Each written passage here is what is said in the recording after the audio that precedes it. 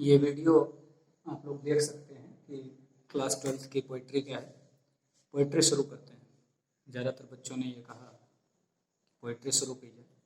Pros पढ़ाया था, उसमें से ये ध्यान देना कि इस साल के लिए एक चैप्टर ख़त्म किया गया है।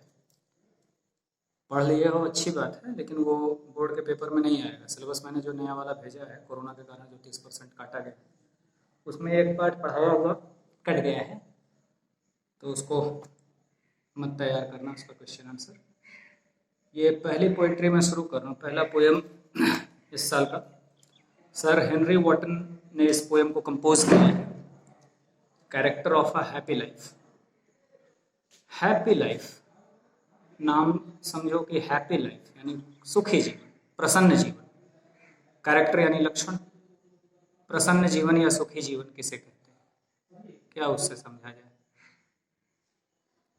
ये पोयम डायडैक्टिक पोयम है। डायडैक्टिक का अर्थ होता है उपदेशात्मक, जिसमें कुछ उपदेश देने की भावना से कोई बात कही जाए, इस तरह से। इसमें कई चीज़ें आएंगी इस तरह से कि ऐसा है ऐसा नहीं। ये पोयम हमारे भारतीय फिलॉसफी, स्पेशली भगवत गीता की फिलॉसफी से बड़ा प्रेरित है कि भाई किसको सुखी माना जाए, क्यों सुखी माना जाए, जीवन में सुख का आधार क्या है। एक मिनट भैया, का आवाज़ आ रही बाहर से ज़्यादा। मैं यहाँ बाहर भी सर बैठे हैं, संतोष सर मोबाइल से बात कर रहे हैं और उधर स्टाफ में लोग अपना हल्ला कर रहे हैं, तो हो सकता है आवाज़ डिस्टर्ब हो, इसलिए मैंने दरवाजे बंद कर लिए, जबकि गर्मी हो रही, बहुत ज़्यादा पसीना हो रहा है। हाँ, तो इस पोएम के बारे में मैं बता रहा था कि डायडैक्टिक पोएम है, उपदेशात्मक। भगवत गीता की फिलॉसफी इसमें बार बार आएगी, उनसे बड़े प्रभावित रहे ये जीवन में। बड़े विद्वान आदमी थे, ये क्रिटिक थे, आलोचक भी थे उस समय के। अच्छा जो प्रसन्न जीवन जीता है उसको हेनरी वॉटन क्या मानते हैं कि भाई पहली बात स्वतंत्र चिंतन, इंडिपेंडेंट थॉट। ये पूरे वर्ल्ड की कोई फिलॉसफी इसको नहीं करती। सोक्रेटिस इस बात को कहते थे, उनको लोगों ने जहर पिला दिया, विष पिला के मार दिया। भगवत गीता इस बात को कहती है कि आप स्वतंत्र चिंतन करें, कोई किसी बात को कहता है यूं ही ना मान लें, अपने तर्क की कसौटी पर कसे। दूसरी चीज, आप सत्य पर निष्ठ रहें, ऑनेस्ट, सत्यनिष्ठ रहें, सत्य के प्रति आपकी निष्ठा। और जेलसी या इल विल यानी बुरा करने की इच्छा, ईर्ष्या, इनसे आप दूर रहें। सांसारिक चिंताओं से भी दूर रहें। बड़ा आसान नहीं होता, सांसारिक चिंताओं से दूर होने के लिए तो लोग सन्यासी होते हैं, और सन्यासी ही वास्तव में सुखी भी होता है। हम आप कहाँ हो पाते। और संसार में दो चीजें हैं, एक तो वही प्रशंसा, एक निंदा। हम उससे प्रभावित होते हैं, किसी ने हमारी प्रशंसा की हम बड़े प्रसन्न होते हैं, किसी ने हमारी निंदा की हम परेशान हो जाते हैं, क्योंकि हमसे ईर्ष्या करने वाले ढेरों लोग होते हैं। उन दोनों से ही प्रभावित ना होना। आप उन दोनों से प्रभावित नहीं होंगे तब भी आप सुखी होंगे। और अपने कॉन्शंस की आवाज, कॉन्शंस यानी अंतरात्मा, जो आपके अंदर से आवाज आती है उसको सुने, उसकी बात माने। आपके जो अंदर से आवाज आती है ये कभी गलत नहीं करने देती। हमारे अंदर अगर हम कोई भी गलती करते हैं छोटी मोटी, हम सभी से, अगर हम उस चीज को सुनते हैं तो वो हमें गलत करने से हमेशा रोकती है वो आवाज, उसकी बात सुनना और ईश्वर का आभारी रहना जो कुछ उन्होंने अच्छा दिया है या किया है। किसी दूसरे से भी ईर्ष्या न करना। और यदि खाली समय है तो सुखी व्यक्ति किसके साथ बिताएगा? सुखी व्यक्ति हमेशा अपना खाली समय अपने अच्छे मित्रों के साथ या अच्छी बुक्स के साथ, अच्छी पुस्तकों के साथ बिताएगा। और संतुष्ट रहना जो कुछ मिले, जीवन में चढ़ाव उतार से मुक्त रहना। बहुत ही सामान्य सी बातें। अब इसको पोएट्री में इन्होंने कैसे एक्सप्लेन किया है। अब ये 17th सेंचुरी की पोयम है। 17th सेंचुरी में युद्ध वगैरह बहुत होते थे, और युद्ध भी ऐसे ही लड़े जाते थे, हाथों से, भाले से, तलवार से। बंदूक, तोप, गोला बारूद, बॉम्ब का आविष्कार उतना ज़्यादा नहीं था। होने लगा था प्रयोग, लेकिन कम। तो लोग कवच पहनते थे, आर्मर का इसमें आएगा डिस्क्रिप्शन। आर्मर, आर्मर यानी लोहे का बना हुआ कवच जो हमें सुरक्षित करता है। आप म्यूजियम वगैरह में देख सकते हैं, संग्रहालय में। पहली जो स्टैंजा है वो शुरुआत होती है एक्सक्लेमेटरी सेंटेंस के साथ। तो पोयम पहले एक बार मैं पूरा पढ़ देता हूँ, फिर एक एक उसका स्टैंजा एक्सप्लेन करता हूँ। How happy is he born or taught that serveth not another's will, whose armor is his honest thought, and simple truth his utmost skill. Whose passions not his master are, whose soul is still prepared for death, untied unto the world with care of princely love or vulgar breath. Who hath his life from rumors freed, whose conscience is his strong retreat, whose state can neither flatterers feed, nor ruin make oppressors great. Who envies none whom chance doth raise, nor wise, who never understood how deepest wounds are given with praise, nor rules of state, but rules of good. Who God doth late and early pray, more of his grace than gifts to lend, who entertains the harmless day with a well-chosen book or friend. This man is free from servile bands of hope to rise or fear to fall, lord of himself, though not of lands, and having nothing, he hath all. इसके last line में having nothing he hath all oxymoron figure of speech है, यानी विरोधाभास अलंकार है। ये भी ध्यान में रखो, हो सकता है परीक्षा में आ ही जाए। विरोधाभास अलंकार oxymoron, having nothing he hath all, यानी जिसके पास कुछ ना होते हुए भी सब कुछ है, ऐसा है। तो ये विरोधाभास, कुछ ना होते हुए सब कुछ होना। जैसे मैं कहूं कि मीठा मीठा दर्द हो रहा है, मैं तुम लोगों के समझने के लिए इतना हल्का उदाहरण दे रहा हूं, ऐसे कहते प्यार का मीठा मीठा दर्द, तो दर्द भी है, मीठा मीठा है, तो देखो विरोधाभास है ना, ऐसे। अब एक एक स्टैंजा देखते हैं। कोई how happy is he born or taught that serveth not another's will, whose armor is his honest thought and simple truth his utmost skill. हमें एक सैनिक की तरह पोएट यहाँ समझ रहा है, कह रहा वो आदमी कितना प्रसन्न है जो जन्म से ही प्रसन्न है, या टॉट, या जिसको ऐसा सिखा दिया गया। क्या सिखाया गया? सर्वेथ नॉट अनदर्स विल, दूसरों की इच्छाओं पे नहीं चलता, दूसरों के मन से अपना काम वो नहीं करता, यानी स्वयं विचार करके सही और गलत का निर्णय लेता है। तो वो कितना प्रसन्न होगा। और क्या कहता है? हुज आर्मर, जिसका कवच, जिसका रक्षा कवच, जो तमाम जो मुसीबतें हैं, जो झंझावात हैं जीवन के, वो आके टकराएंगी तो आपके पास सुरक्षा करने के लिए क्या है? ऑनेस्ट थॉट, आपके बिल्कुल सत्यनिष्ठ विचार, जो बहुत ही सच्चे, बड़े ही शुद्ध विचार आते हैं, उनसे आप बचे रहेंगे सारी बुराइयों से। और सिंपल ट्रुथ, और हमेशा सच्चाई का साथ देंगे। तो यही आपकी अटमोस्ट स्किल, सबसे बड़ी स्किल। आप युद्धभूमि में जाते हैं, आपको स्किल आनी चाहिए, आपको एक कला आनी चाहिए। आप किस चीज से लड़ेंगे? जैसे आप तलवारबाज हैं, भाले से लड़ते हैं, गदे से लड़ते हैं। तो भाई जीवन में अगर इन चीजों से बचना है तो आपका सबसे बड़ा स्किल क्या है? ट्रुथ, सिंपल ट्रुथ, बहुत ही सरल सत्य की ओर। Whose passions not his master are, whose soul is still prepared for death, untied unto the world with care of princely love or vulgar breath.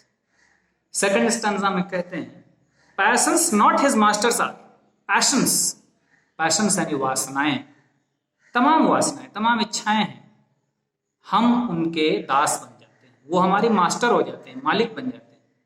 हम कितना धन संपत्ति इकट्ठा कर ले और भी तमाम तरह की चीजें, कितना ऐशो आराम पा जाएं, और गंदी आदतें, नशा वगैरह, या और चरित्र की तमाम कमियां, तो ये चीजें हमारे ऊपर हावी हो जाती है, ये हमारे मास्टर्स हो जाती है। लेकिन कहता है हैप्पी मैन के लिए कहता है whose passions not his masters are, उनके जो पैशंस हैं वो उनके मास्टर नहीं, मालिक नहीं है, यानी उनकी वासनाएं उनके मालिक नहीं है, उन्होंने उसको गुलाम बना रखा है। And whose soul is still prepared for death, soul, soul आत्मा यानी आप अंतरात्मा से हमेशा तैयार रहें मृत्यु के लिए। अब ये बहुत ही बड़ी बात है, जब आप सदा मृत्यु के लिए तैयार रहेंगे तो आप कोई गलत काम नहीं करेंगे, कुछ भी आपसे गलती होगी ही नहीं। जैसे अगर मैं ये मान के चल रहा हूँ कि अगले ही पल मैं मरने वाला हूँ, तो कुछ भी गलत नहीं करूंगा, क्योंकि ये चिंता लगी रहेगी कि लोग क्या कहेंगे, पहली बात। दूसरी बात, ऊपर भी जाऊंगा, अगर ईश्वर है तो उसे क्या मुंह दिखाऊंगा। तो हमेशा तैयार रहिए, मृत्यु को सामने देखिए, और जब आप मृत्यु को सामने पाते हैं तो आपसे बुरे कार्य नहीं हो सकते। और untied into the world with care, और अनटाइड यानी मुक्त हो जाए इस संसार में किस चीज का संसार भरा हुआ है? केयर, चिंताओं का संसार। यह संसार चिंता से भरा है, पूरी तरह से चिंता ही चिंता है इस संसार में। और दो बड़ी चिंताएं हैं, प्रिंसली लव और वल्गर ब्रेथ। प्रिंसली लव, जिस तरह राजकुमार को प्रेम मिलता है, सम्मान मिलता है, वो हमें कभी कभार मिलता है, हम बड़े प्रसन्न हो जाते हैं, फूल जाते हैं। And vulgar breath, vulgar breath, breath यानी सांस समझते हो, वल्गर यानी गंदी सांस। तो गंदी सांस का मतलब ये नहीं कि मुंह से दुर्गंध, यानी मुंह से निकलने वाली गंदी बातें, यानी निंदा। प्रिंसली लव, प्रशंसा। राजकुमार की तरह आपको कोई प्रेम कर रहा है, आपकी प्रशंसा कर रहा है, आप बहुत अच्छे हैं, आपके अंदर कोई भी अच्छाई है तो लोग उसकी प्रशंसा कर रहे हैं, बहुत दानी है, बहुत विद्वान है, बहुत अच्छी कविता लिखते हैं, बहुत अच्छा कोई भी आप काम कर रहे हैं, वो हो गया प्रिंसली लव। और वल्गर ब्रेथ आपकी बुराई, क्योंकि जहां लोग आपकी अच्छाई करेंगे वहां लोग बुराई भी करेंगे। आपके अंदर कोई अच्छाई है तो अगला आदमी वो आपको बुराई इसलिए करेगा क्योंकि उसके अंदर वो अच्छाई नहीं है। लेकिन होना क्या है? फ्री, अनटाइड, इन बंधनों से मुक्त हो जाओ, दोनों बंधनों से मुक्त हो जाओ। यानी न प्रशंसा से बहुत प्रसन्न होने की आवश्यकता है, न निंदा से निराश होने की आवश्यकता है। Third stanza, who hath his life from rumors freed, whose conscience is a strong retreat, whose state can neither flatterers feed nor ruin make oppressors great। अपने लाइफ को, हैथ यानी हैज या हैव को ओल्ड इंग्लिश में hath कहते हैं। तुम लोगों को 11 में बताया, शेक्सपियरियन इंग्लिश या जो भी 17-16 सेंचुरी की इंग्लिश है उसमें ऐसे हैथ, डथ, डज को डथ ऐसे कहा जाता था, लिखा जाता था।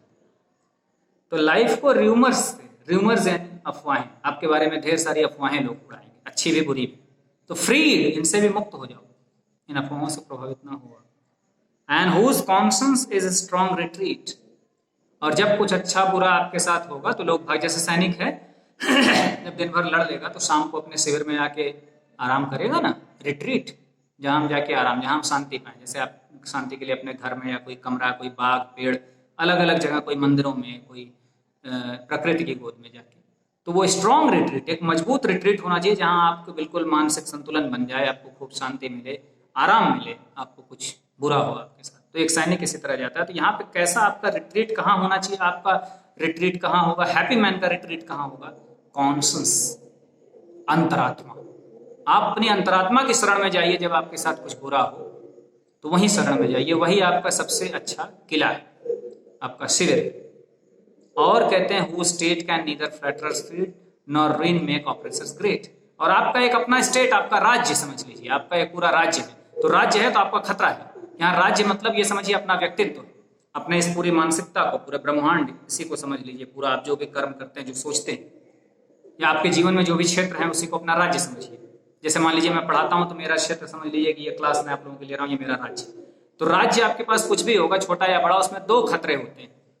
एक तो ऑपरेसर्स, हमला करने वाले लुटेरे आएंगे, वो आपको हरा देंगे, आपका राज्य छीन लेंगे। और दूसरा खतरा ये होता है जो आपके फ्लैटरर्स होते हैं, फ्लैटरर्स यानी चापलूस, जो आपके मुंह पे अच्छी अच्छी बातें करते हैं। ये दोनों ही हानिकारक है, दोनों ही बर्बाद करते हैं राज्य, तो दोनों से बचना है। तो कौन सुखी होगा? Whose state can neither flatterers feed nor ruin make oppressors great. बड़े बड़े ये ऑपरेसर आ जाएं, आपको दबाने वाले आ जाएं, आपके ऊपर हमला करने वाले, ये भी प्रभावित ना कर पाए आपको। और फ्लैटरर्स फीड, चापलूस, सबको आपका बिल्कुल मन भर दे खिला खिला के चापलूसी, इन दोनों से आप फ्री कर लीजिए अपने आप को। अब देखिए वही कह रहा है ना कि आप प्रिपेयर्ड रहिए हमेशा डेथ के लिए, अच्छे के लिए हमेशा प्रिपेयर, मृत्यु के लिए प्रिपेयर रहेंगे तो आप अच्छे कार्य करेंगे। और अगला स्टैंजा है, Who envies none whom chance doth raise, nor wise who never understood how deepest wounds are given with praise, nor rules of state but rules of good। Who envies none, फिर कहते कौन है happy? Happy life किसकी है? Who envies none, जो किसी से भी कोई ईर्ष्या नहीं करता। एंड किससे करेगा ईर्ष्या? चांस डथ रेज, जो ऊपर उठ गए, काफी आगे बढ़ गए, विकसित हो गए, ढेर सारी चीजें उन्होंने जीवन में प्राप्त कर ली। कोई हमसे आगे बढ़ता, हमें ईर्ष्या होती है ना, तो ईर्ष्या होती है तो हम सुखी कहाँ हैं? हम प्रसन्न कब होंगे, सुखी कब होंगे? जब किसी को कोई मौका मिला और वो आगे बढ़ गया, हम उससे ईर्ष्या नहीं करें। और nor vice, vice does never, vice मतलब बुरी चीजें, कई लोग बुरी तरीके से आगे बढ़ जाते हैं, उनसे भी ईर्ष्या मत करिए, मत दुखी होइए कि भाई बहुत गलत करके आगे बढ़ा, नहीं हो पाता है, बहुत कठिन चीजें हैं ये। मैं स्वयं देखता हूं कि बहुत बुराइयों से लोग आगे बढ़ रहे हैं, ज्यादातर बुरा करके ही लोग आगे बढ़ रहे हैं। तो कह रहे हैं कि नहीं आप तब सुखी नहीं रह पाएंगे, आप तब सुखी रह पाएंगे, उनसे भी आप इनवी मत करिए, ईर्ष्या मत करिए। और who never understood how deepest wounds are given with praise। और जो आदमी प्रसन्न होता है वो ये भी नहीं समझता कि how deepest wounds are given with praise। कोई आपकी प्रशंसा करता है, कोई आपका मित्र बनता है, वो आपको बड़ा गहरा वुंड यानी घाव दे देता है प्रशंसा के साथ साथ, लेकिन आप समझ नहीं पाते। तो क्या करेंगे? Not rules of state but rules of good. तो आप शक्ति का साधन, स्टेट यानी राज्य चलाना, शक्ति चलाना, किसी के ऊपर अधिकार जमाना, तो किसका आप सत्ता माने? शक्ति का नहीं, शक्ति के आधार पे नहीं, पावर से नहीं, रूल्स ऑफ गुड। आप सच्चाई, अच्छाई, अच्छाई के रास्ते पर चले, किसी से ईर्ष्या ना करें, स्वयं अच्छाई का रास्ता पकड़े रहें। Who God doth late and early pray, more of his grace than gifts to lend, who entertains the harmless day with a well chosen book or friend। Who God doth late and early pray। और कौन है भाई happy? जो God की pray करे, ईश्वर की पूजा अर्चना प्रार्थना करे। कब? लेट एंड अर्ली, सुबह भी करे, अर्ली रात को। सुबह आप सो के उठते हैं तो ईश्वर का धन्यवाद दीजिए। किस लिए धन्यवाद दीजिए? More of his grace than gifts to land. आपको जो गिफ्ट देना है गॉड को, उसके लिए मत वो करिए। ग्रेस, जो उन्होंने ग्रेस किया, आपको जो वरदान दिया, जो अच्छी चीजें दी हैं, जैसे जीवन दिया, यही बहुत अच्छी चीज है। आपको जो भी चीजें ईश्वर ने दी है, इसके लिए उसका धन्यवाद करिए। एक तो सुबह सुबह सो के उठने के बाद, एक लेट इन द नाइट, सोने के पहले के दिन उन्होंने अच्छी तरह से आपका बिताया। तो ऐसा आप करते हैं तब भी आप प्रसन्न रहेंगे, क्योंकि आप किसी का बुरा सोच नहीं रहे, किसी से आप जल रहे नहीं हैं, आप चापलूसों से प्रभावित हो नहीं रहे, और ईश्वर में आपकी आस्था बनी। और दिन कैसे बिताएंगे? ये सुबह शाम तो ईश्वर का नाम लेना है। Who entertains the harmless day. कैसा है? हार्मलेस, किसी का आपने कोई क्षति नहीं किया, किसी को कोई नुकसान नहीं पहुंचाया। दिन आपको हार्मलेस बिताना है, किसी का बुरा नहीं होना है। और एंटरटेन कैसे बिताना है दिन? With a well chosen book और फ्रेंड। अब ये लाइन देखिए कितनी अच्छी स्टैंजा की। कोई भी किताब नहीं, कोई भी दोस्त नहीं, वेल चोजन, बहुत अच्छी तरह से चुनाव करना है मित्र का और पुस्तक का। बहुत अच्छी तरह, बड़ी सावधानी से अच्छे मित्र और अच्छी पुस्तकों का चुनाव करके उनके साथ आप दिन बिताइए जब भी आपको समय मिलता है। इनके साथ करिए, बाकी फालतू लोगों का साथ। Last stanza, this man is free from servile bands. अब इसमें निचोड़ बता रहे हैं कि अगर ऐसा ऐसा ऐसा ऐसा कोई व्यक्ति करता है तो उसका लाइफ कैसा है। This man is free from servile bands of hope to rise and fear to fall, Lord of himself, though not of lands, and having nothing he hath all. This man is free from servile bands. Servile bands, जंजीरें, जकड़न, फंदा, फांसी का फंदा। जीवन में तमाम फंदे लगे हैं आपके गले से लेकर हाथ पर, सब आप बंधे हैं माया मोह के जंजाल में। लेकिन अगर ऐसा आप करते हैं तो इन सारे जंजालों से आप फ्री हैं। कौन कौन से जंजाल से फ्री हैं? Hope to rise, fear to fall. दो भय होते हैं, एक आशा होती है कि हम ऊपर चढ़ेंगे और एक भय होता है कि हम नीचे गिरेंगे। ये दोनों बंधन बड़े खतरनाक हैं और इन दोनों से बड़ी पीड़ा होती है, आप दुखी रहते हैं। तो कहते हैं इस तरह का यदि व्यक्ति है जो ऐसा ऐसा ऐसा करता है तो फ्री फ्रॉम सर्वाइल बैंड्स, इन कठोर बंधनों से, इन जटिल बंधनों से मुक्त है। न उसे ऊपर उठने की आशा है, न गिरने का भय है। एंड लॉर्ड ऑफ हिमसेल्फ, और वो स्वयं का लॉर्ड है, स्वयं का मालिक है, स्वयं का राजा है। नॉट ऑफ लैंड्स, जमीन का राजा भले ना हो, किसी देश का राजा भले ना हो, लेकिन वो आदमी स्वयं को जीत लिया है, यानी स्वयं का राजा है, किंग ऑफ हिमसेल्फ, अपना राजा है। एंड हैविंग नथिंग, उसके पास कुछ भी ना हो, जमीन जायदाद ना हो, बहुत रुपया पैसा ना हो, कुछ भी ना हो, सुख सुविधाएं ना हो, ही हैथ ऑल, उसके पास सब कुछ है। सब कुछ इसलिए है कि शांति, सुख, समृद्धि, स्वतंत्रता सब उसके पास है। तो सुख दुख में एक समान रहना, इस तरह से सारी चीजें। इसमें ये भगवत गीता में भी ये बात कही गई है, या संस्कृत में एक श्लोक है, उदेति सविता ताम्रो ताम्र एवास्तमेति च। सविता यानी सूर्य, सूर्य को तुम लोगों ने देखा उगते हुए, सूर्य का रंग ताम्र, तांबे के रंग का या रक्त के रंग का होता है सूर्य जब उगता है। और एवास्त में जब अस्त होने लगता है तब भी उसका रंग वही होता है। यानी सूर्य जब उगता है, जब उसके उत्थान का समय होता है, बिल्कुल पीक पे जा रहा है, तब भी उसी रंग का, और जब डूब रहा है, उसका बुरा समय आ रहा है, समाप्त हो रहा है, तब भी उसी रंग का है।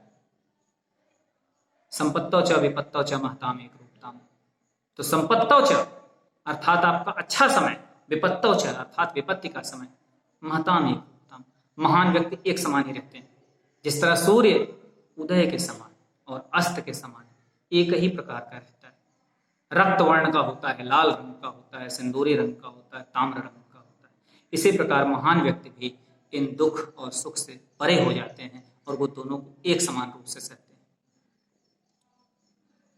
ठीक है, ये पोयम तुम लोग अब किताब से पढ़ के फिर बाकायदा पहले एक बार किताब से पोयम 2-4 बार रीडिंग लगा लेना, फिर इस वीडियो के साथ साथ देखना, और अगर किसी प्रकार की समस्या हो तो पूछना। धन्यवाद।